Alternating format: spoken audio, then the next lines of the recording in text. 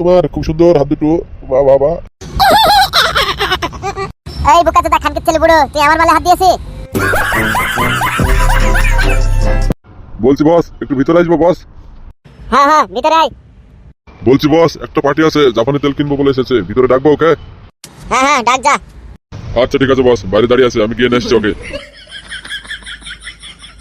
সালা বুড়ো বালছাল পাটি ছাড়াতে পায় না, দেখি আবার কাকে নিয়ে আসলো। ভিতরে আসুন স্যার, ভিতরে আসুন। মালটাকে দেখি তো খুব টাকাওয়ালা মনে হচ্ছে এই আমার জাপানি তেলগুলো কিনতে পারবে। কি হলো বস, কি ভাবছেন? কিছু না, কি ভাববো? বলছি ওকে বসতে দে চেয়ারে। চেয়ারে বসুন স্যার, আপনি বসে বসে কথা বলেন। ঠিক আছে, বসছি। তো বলেন স্যার, আপনার খবর কি? আপনার জাপানি তেলগুলো কত করে নেবেন আপনি বলেন? আমাকে স্যার বলে লজ্জা দিচ্ছেন কেন? স্যার তো আপনাকে বলার দরকার আমাকে। কেন আমি আবার স্যার কবে থেকে হলাম? হ্যাঁ ঠিকই বলছি, আপনাকে স্যার বলাই উচিত। আপনার পোশাক আশাক দেখে মনে হচ্ছে আপনি খুব ভদ্র ঘরের ছেলে। তবে ঠিকই ধরেছো তুমি। তো বাদ দেন এসব কথা, বলছি যে আপনি জাপানি তেল নেবেন, তাহলে বলেন কত করে দেবেন? দেখো, আমি জাপানি তেল থেকে নারকেল তেল, ভালো তেল, সরিষা তেল সবকিছুই কিনি, ঠিক আছে?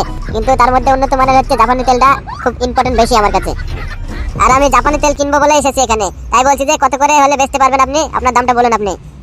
এই যে বুড়ো, জি বলেন বস। কত করে বলবো রে, বল দামটা।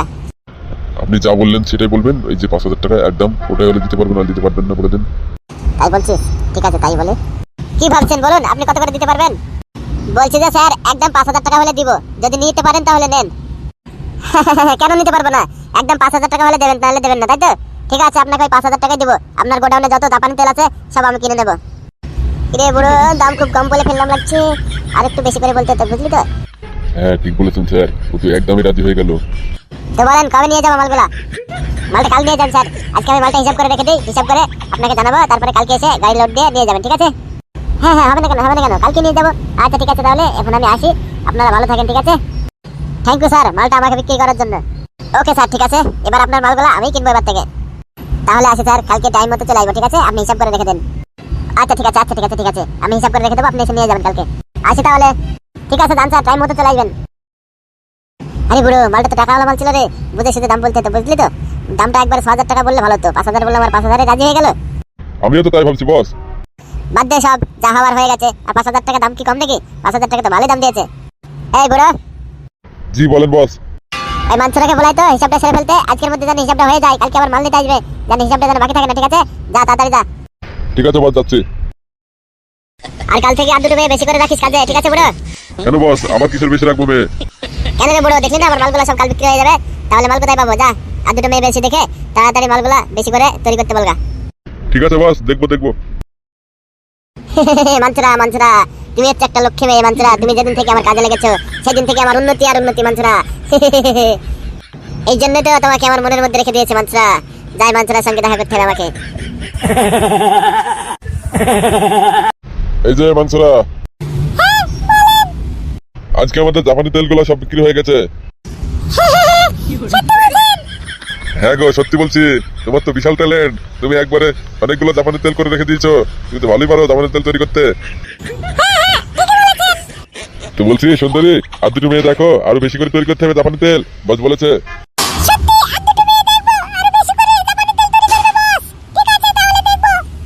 বাহ, তোমার দাঁত দুটো তো খুব সুন্দর, খুব হাসি দিচ্ছে দাঁত বের করে।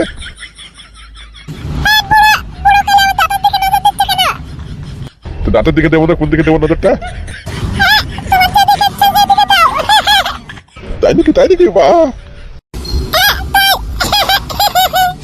তোমার এই গলার হারটা কত দাম নিয়েছে মানসুরা?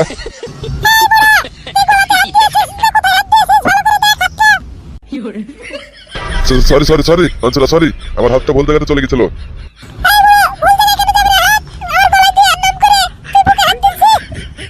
আমি বুঝতে পারিনি মানসুরা, সরি, ওই গলার হাতটা দেখতে গিয়ে বুকে পেছলে চলে গেছে হাতটা। বলছি মানসুরা, তুমি রাখলে না, খুব সুন্দর লাগে তোমাকে। বাহ, তোমার রাগ মুখটা খুব সুন্দর লাগছে দেখতে।